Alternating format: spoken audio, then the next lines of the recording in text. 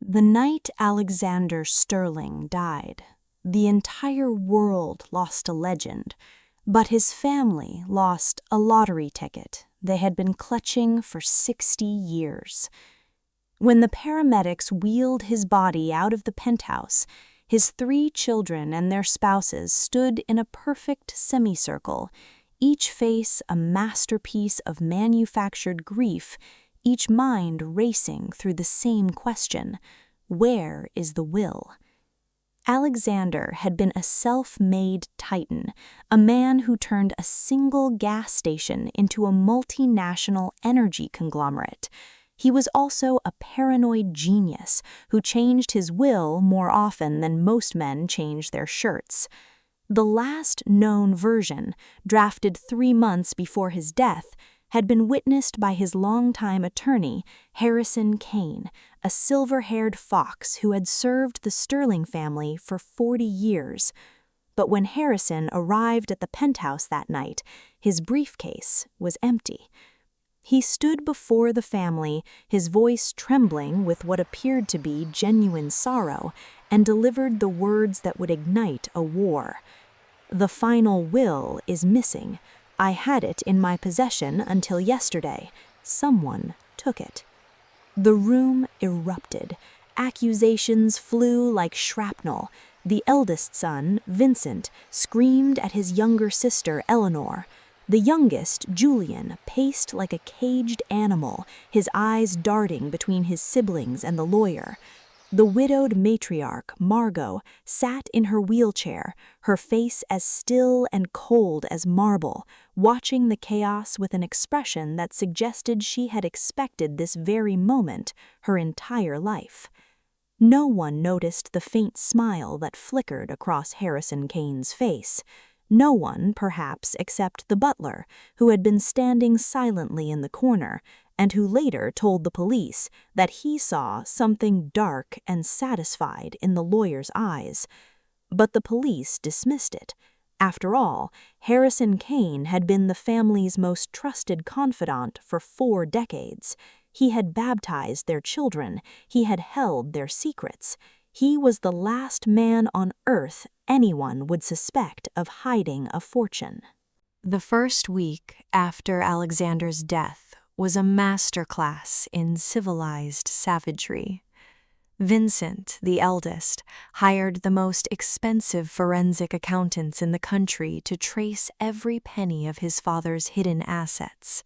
He was a ruthless venture capitalist who had built his own empire, but it was never enough. He wanted the family's crown, the original source code of the Sterling power.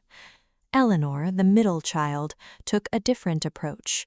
She was a philanthropist, a woman who had built her public image on compassion and grace, but behind closed doors, she was a shark. She seduced Harrison Kane's junior associate, a timid young man named Peter, and extracted every shred of information about the missing will's contents. She learned that Alexander had been planning to cut Vincent out entirely. She learned that Julian, the youngest and most reckless, had been left only a token sum. And she learned that the lion's share, over 80% of the fortune, had been designated to a name she did not recognize, a name that sent chills down her spine. The name was A. Kane. Julian, the youngest, was the most desperate. He had squandered his trust fund years ago on bad investments and worse habits. He owed money to people who did not accept excuses. He broke into Harrison Kane's office in the dead of night, ransacked the files, and found nothing but a single photograph taped to the inside of a drawer. It was a picture of Harrison Kane, much younger, standing next to a woman. The woman was Margot Sterling, and in the corner of the photograph, dated 41 years ago, was a handwritten note: "Our secret, our son, our future." Julian's hands trembled as he pocketed the photograph. He had just uncovered a truth that would destroy the family far more effectively than any missing will. His father had not just been a tycoon. He had been a man with a second family, and that second family had been hiding in plain sight, wearing the face of the family's most trusted advisor. The atmosphere in the Sterling penthouse grew toxic. Suspicion poisoned every meal, every phone call, every whispered conversation in the hallways. Vincent accused Eleanor of stealing the will to protect her charity embezzlement schemes. Eleanor accused Vincent of destroying it to prevent the revelation of his offshore tax havens. Julian, who had been quiet for days, finally broke his silence at a family dinner. He stood up, his face pale, his hands shaking, and he threw the photograph onto the table. 41 years, he said, his voice cracking. 41 years, and none of us knew. Father had a son, a bastard son, and he's been working for us this whole time. Margot's wheelchair scraped backward. Her face, which had remained impassive through the funeral, the police interviews, the financial warfare, finally cracked. A single tear rolled down her cheek, but it was not a tear of sorrow. It was a tear of fury. "You stupid boy, you have no idea what you've done." Harrison Kane, who had been seated at the head of the table in Alexander's old chair, rose slowly. His face was unreadable, but his eyes burned with something between triumph and grief. "Julian is telling the truth," he said. "I am Alexander's son, and the missing will, the will that everyone has been searching for, does not name any of you. It names me. Every last dollar, every share, every piece of the empire your father built, it all belongs to me." The silence that followed was so absolute that the sound of Margot's trembling breath seemed like a thunderclap. Vincent lunged across the table. Eleanor screamed. Julian collapsed into his chair, his mind reeling from the realization that his desperate gamble had just handed the entire fortune to a man who had been playing them all for fools. Harrison Kane did not flinch. He simply stepped back and pulled a thick envelope from his jacket. "The original will," he said. "I've had it for months. I took it the night your father died, and I have been waiting for the right moment to reveal it. This is that moment." He opened the envelope, removed the document, and began to read. But here is the twist that no one in that room, not even Harrison himself, could have predicted. The will was a forgery. Alexander Sterling had never intended to leave his fortune to Harrison Kane. That was a lie Harrison had fabricated to buy himself time. The real will, the authentic document, signed by Alexander's own trembling hand, was hidden somewhere else entirely, and it contained a condition so bizarre, so malevolent, that it would render the entire family's scheming utterly meaningless. The family descended into open warfare. Vincent hired a team of private investigators to dig into Harrison Kane's past. Eleanor leaked the bastard son story to the tabloids, hoping to tarnish Harrison's reputation. Julian, in a fit of desperation, actually tried to kill Harrison with a fireplace poker, only to be stopped by the same butler who had witnessed the lawyer's suspicious smile on the night of the death. But Harrison was not the villain they imagined. He was a pawn. A tragic, desperate pawn who had spent his entire life serving the family that had rejected him, only to discover that his biological father had left him nothing but a cruel riddle. The real will, the one that Alexander had entrusted to a secret vault in Switzerland, contained a single paragraph that changed everything. "To my children, legitimate and otherwise, I leave this final test. The fortune will go to the one who proves they are worthy of it, not by greed, not by violence, not by manipulation. The one who finds the key to my heart will inherit everything. The key was buried with your mother's favorite memory. Find it, and all of this is yours. Fail, and everything will be donated to the orphanage where I spent my childhood. Good luck. You will need it.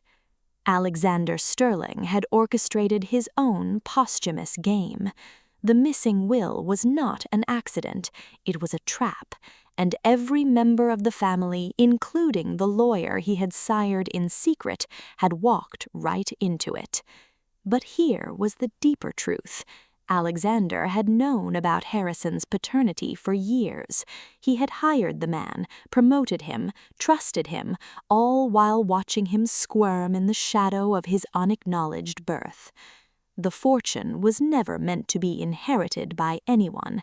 It was a poisoned chalice, a curse designed to destroy the family from within. Alexander Sterling had built an empire on betrayal. He had crushed rivals, abandoned lovers, silenced enemies, and now, from beyond the grave, he was exacting the ultimate revenge on the people who had benefited from his sins. Harrison Kane had been the most loyal son Alexander never acknowledged, and for that loyalty, Alexander had rewarded him with the most exquisite torture of all, the illusion of belonging, followed by the devastation of being used. The investigation into the missing will took a dark turn when the police discovered that Alexander's personal safe, the one supposedly untouched, had been accessed 3 times in the 2 weeks before his death. Each access was logged under a different name, Vincent, Eleanor, and Margot. But the 4th access, the one that actually removed the will, was logged under System Override. Someone had bypassed the biometric security with a master code, a code that only Alexander himself and his most trusted confidant could know. That confidant was not Harrison Kane. It was Margot, the matriarch, the woman in the wheelchair, the grieving widow who had sat silently through all the chaos, had been the one to remove the will from the safe. She had burned the original, not for greed, not for revenge, but because she had read its contents and realized that Alexander had planned to leave everything to a charity, not to his children, not to his secret son, to an orphanage, a place he had never mentioned, a memory he had never shared. Margot had destroyed the will to protect her children from the humiliating truth that their father considered them all unworthy. But in doing so, she had unleashed a war that would tear the family apart far more effectively than any charitable donation ever could.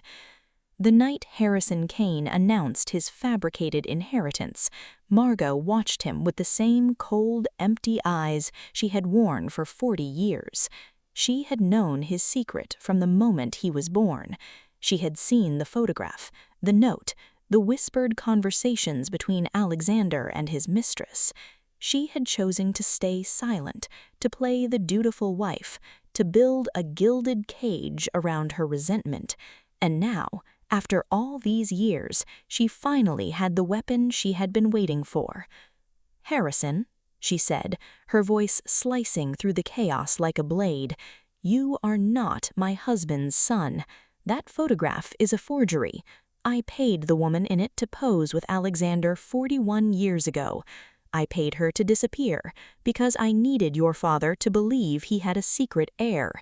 I needed him to live in fear of exposure, and I needed you to live in the shadow of a lie." Harrison's face went white. The room spun around him. "That's not possible," he stammered. "The DNA test." "The DNA test was arranged by me. I switched the samples. You are not a Sterling. You are a nobody, a pawn I placed in this family to keep Alexander's paranoia alive, and you have served your purpose beautifully." Every member of the family was now frozen, their minds struggling to process the level of manipulation. Margot had not been a passive victim. She had been the architect of the entire nightmare. She had destroyed the original will. She had planted a false bastard son. She had orchestrated the suspicion, the infighting, the hatred, all to punish her husband from beyond the grave for every affair, every humiliation, every moment he had made her feel invisible. And now, with the family in ruins, she revealed the final piece of her revenge. "I didn't burn the will to protect you," she said, looking at her children.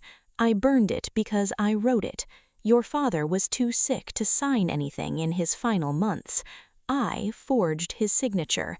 I rewrote the entire inheritance, and I named myself as the sole beneficiary.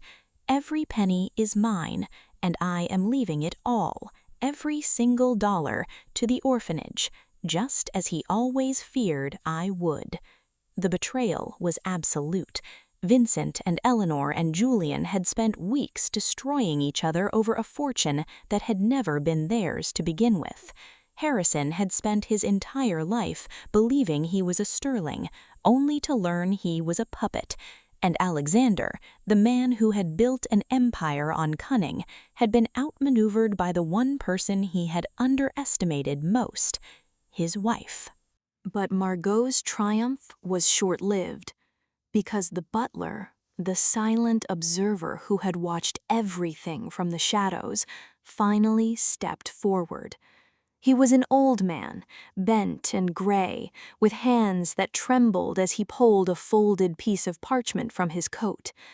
"I have served this family for 50 years, he said, his voice thin but steady. "I was here when Alexander was a young man, before he married you, before he built his empire. And I was here the night he told me about the real will. The one you destroyed, Margot, that was a decoy. The real will is this." He unfolded the parchment and read aloud, his words echoing through the silent penthouse.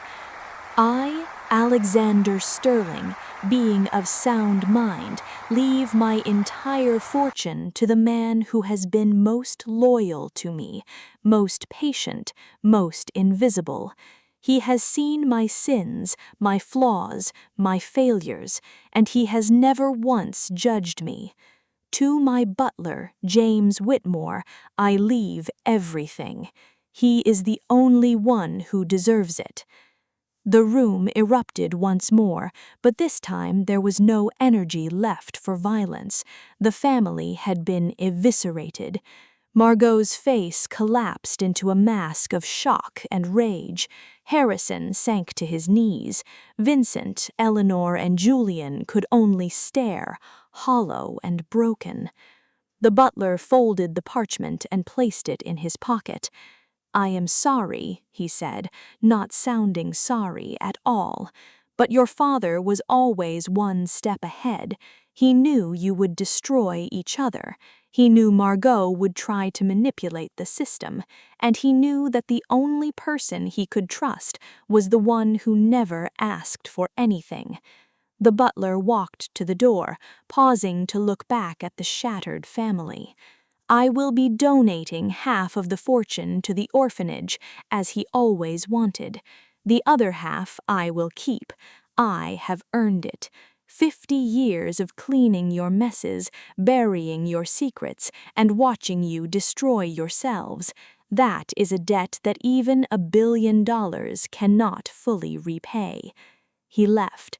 The door closed behind him, and the Sterlings were left with nothing but the ruins of their own greed. The aftermath was as brutal as anyone could have predicted.